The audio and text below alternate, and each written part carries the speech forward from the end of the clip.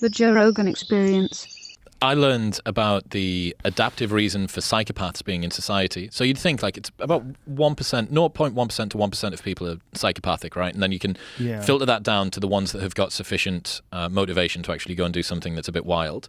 But I was asking this guy, the researcher, and I was saying, look, what is it? How do psychopaths even exist? Like, why do they exist? I can't understand why they're adaptive. I know that you can be effective over short periods as a psychopath, but over long periods of time, it doesn't end up being very good for society. And I thought it would have been bred out. And he said, yeah, you're right, except for the fact that over the entire size of a population, a few psychopaths actually make sense. If you're a raiding party, a Viking raiding party that needs to go over and fuck everybody up in Lindisfarne, which is near to where I lived in the UK, you want some psychopaths. You don't want them to come back with PTSD. You want them to go over there, burn everything down, rape the women, pillage, come back with gold and supplies and grain and whatever else they take, and not care about it. You actually, on an individual level, psychopathy might not be fantastic for the people around them, but in a tribe, it's actually quite adaptive and quite useful. It's like a weapon, like a very specific sort of weapon that you can use. Yeah, break glass in case of war. Yes, yes, in case of raiding party. It makes sense that it would be sort of a legacy thing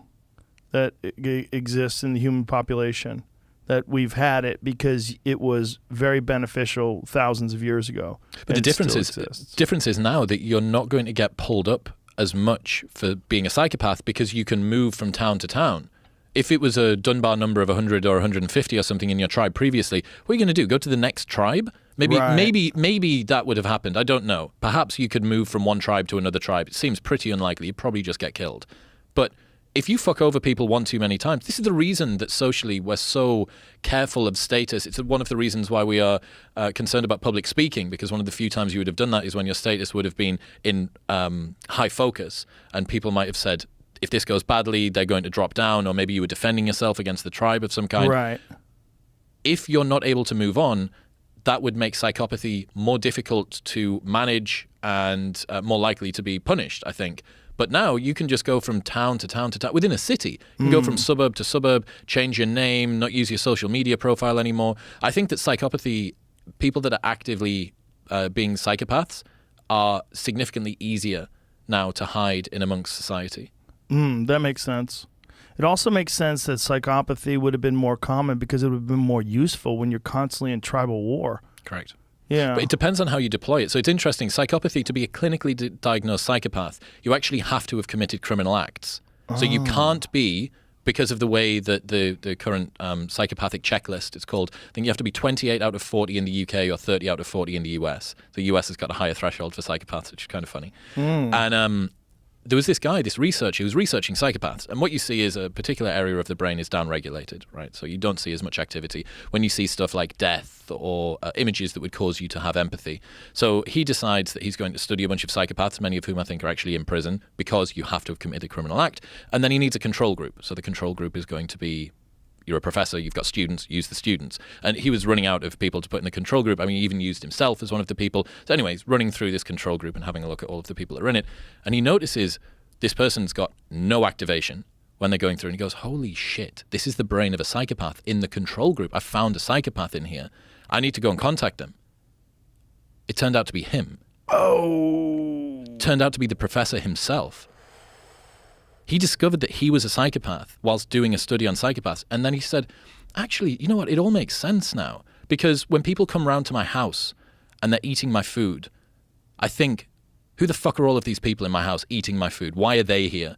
And they interviewed his kids. They asked his kids. And they said, what is it like? You know, is there anything unique about Dad? And he said, well, yeah, Dad, he doesn't smile that much around us, and he's not very warm, and he's not very loving, and blah, blah, blah. But the point being that you can have the biological determinants of being a psychopath and it not manifest. This was a fully functioning guy, wife, kids, career, didn't smile much, wasn't happy when people ate his food, but like broadly fine. But he had essentially the same raw materials as the person that was murder in jail. So what's the determination? What are they looking for when they find out that he's a whole big long checklist? It might even be available online, I'm not sure, but big long checklist of things that you need to go through, a bunch of questions that you answer, and they go through this diagnosis.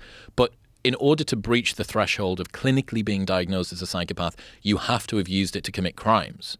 So this meant that although this particular professor had all of the raw ingredients and it looked like he was psychopathic, by the DNS? What's that thing? The Diagnostic Statistical Manual, DSM. The DSM wouldn't have categorized him as a psychopath. Very interesting. That is very interesting. So this guy, did they contact his spouse? Well, I think it was him doing the study, right? So I guess he contacted his spouse. Did he ask his spouse, like, what's wrong with me? Well, fuck knows. But why do you like me?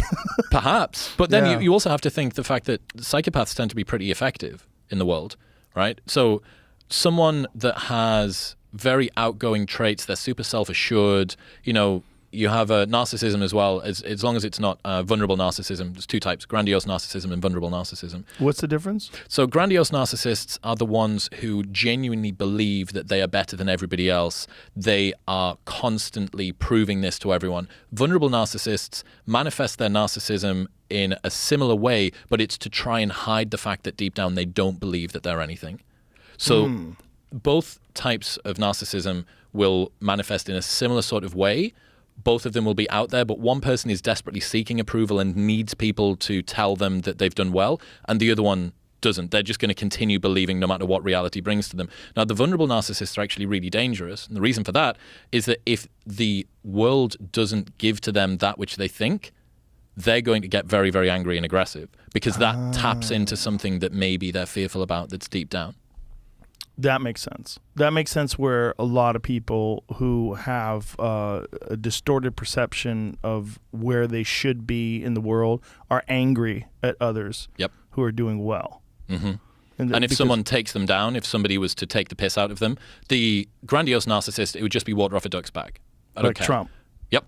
Yeah, definitely grandiose narcissist, right? He's not got vulnerable narcissism in him. Right. Someone that's a vulnerable narcissist, everybody knows that friend that just can't not bring up the most recent brilliant thing they've done, but they know that if they poke them a little bit too hard, that it would really, really hurt. That's the vulnerable narcissist. Yeah.